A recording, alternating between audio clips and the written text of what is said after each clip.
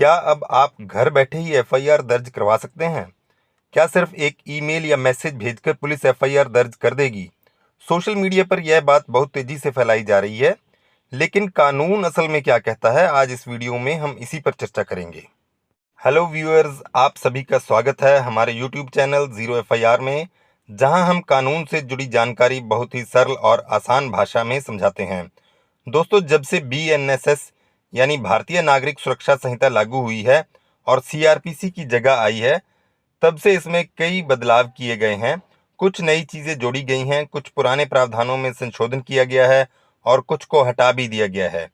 इसी बीच एफआईआर को लेकर एक बड़ी भ्रांति सोशल मीडिया और यूट्यूब पर फैलाई जा रही है। कई लोग कह रहे हैं कि अब ई एफआईआर के माध्यम से आप घर बैठे ही आसानी से एफआईआर दर्ज करवा सकते हैं। लेकिन सच्चाई यह है कि बीएनएसएस में ई एफआईआर शब्द कहीं भी इस्तेमाल नहीं किया गया है, ना ही पहले सीआरपीसी में यह शब्द लिखा हुआ था। असल में सेक्शन 173 बीएनएसएस में सिर्फ इतना बदलाव किया गया है कि अब कॉग्निजेबल ऑफेंस की सूचना आप इलेक्ट्रॉनिक कम्युनिकेशन के माध्यम से पुलिस को दे सकते हैं। मतलब यह कि आप ईमेल, मोबाइल या किसी इलेक्ट्रॉनिक डिवाइस के माध्यम से पुलिस को सूचना भेज सकते हैं कि कोई संज्ञेय यानी कॉग्निजेबल अपराध घटित हुआ है। लेकिन इसका मतलब यह बिल्कुल भी नहीं है कि आपका मैसेज पढ़ते ही एफआईआर अपने आप दर्ज हो जाएगी। कानून कहता है कि अगर आपने इलेक्ट्रॉनिक कम्युनिकेशन के माध्यम से सूचना दी है, तो आपको 3 दिनों के भीतर भीतर पुलिस स्टेशन जाकर उस सूचना पर अपने हस्ताक्षर करने होंगे, तभी वह सूचना एफआईआर में कन्वर्ट होगी। अब यहाँ एक और महत्वपूर्ण बात समझ लीजिए। अगर कोई व्यक्ति केवल ईमेल या मैसेज के माध्यम से आरोप लगा दे, तो पुलिस तुरंत एफआईआर दर्ज नहीं करेगी। पुलिस पहले तथ्यों की जांच या वेरिफिकेशन भी कर सकती है। उदाहरण के लिए, अगर कोई व्यक्ति ईमेल कर दे कि कहीं पर हत्या हुई है, तो पुलिस यह नहीं कहेगी कि पहले शिकायतकर्ता आए और साइन करे। पुलिस तुरंत मौके पर जाकर तथ्यों की जांच करेगी कि वास्तव में वहां कोई घटना घटित हुई है या नहीं। अगर पुलिस को कोई डेड बॉडी या किसी प्रकार के वहां पर अपराध के प्रमाण मिलते हैं, तो पुलिस अपने स्तर पर भी एफआईआर दर्ज कर सकती है। लेकिन दूसरी तरफ अगर कोई व्यक्ति किसी के बारे में इस तरह की ईमेल कर दे कि वह व्यक्ति ड्रग्स की तस्करी कर रहा है, तो पुलिस केवल एक ईमेल को आधार बनाकर उस व्यक्ति के खिलाफ तुरंत एफआईआर दर्ज नहीं करेगी। पुलिस पहले तथ्यों की जांच करेगी ताकि किसी निर्दोष व्यक्ति को झूठे आरोपों में फंसाया ना जा सके।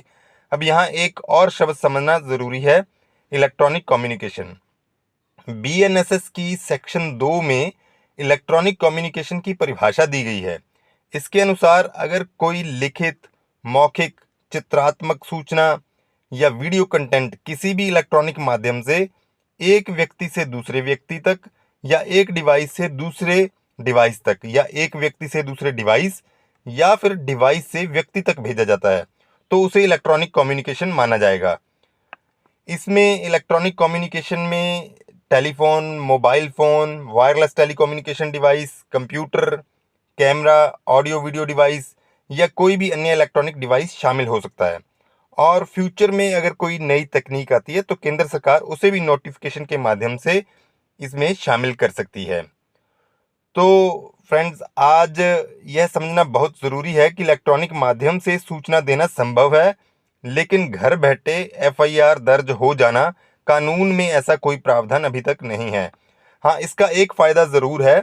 अगर आपको कहीं से पता चलता है कि आपके घर में चोरी हो गई है और आप उस समय घर से 200-300 किलोमीटर दूर दूर बैठे हैं, ठीक है जी, आपने कैमरा में देख लिया कि आपके घर में चोरी हो गई है, तो आप तुरंत ईमेल के माध्यम से पुलिस को सूचना दे सकते हैं कि आपके घर में चोरी हो गई है। और वापस आने पर आप 3 दिनों के अंदर अंदर पुलिस स्टेशन जाकर उस शिकायत पर जो आपने इलेक्ट्रॉनिक माध्यम से भेजी थी, हस्ताक्षर कर सकते हैं, जिसमें कि आपका जो कॉग्निजेबल इंफॉर्मेशन जो देने में डिले होता था पहले, वो कवर हो जाएगा। ठीक है जी। डिले होने की वजह से अक्सर क्या होता है, ट्रायल में बहुत सारी क्रॉस एग्जामिनेशन के दौरान दिक्कतें आती थी और जो केस के लिए फेटल प्रूव होती थी, तो वो डिले एक्चुअल में यहाँ पर कवर हो जाता है अगर आप इलेक्ट्रॉनिक माध्यम से तुरंत इन्फॉर्मेशन दे देते हैं कॉग्निजेबल ऑफेंस की। तो ये एक फ़ायदा ज़रूर हुआ है ईएफआईआर का।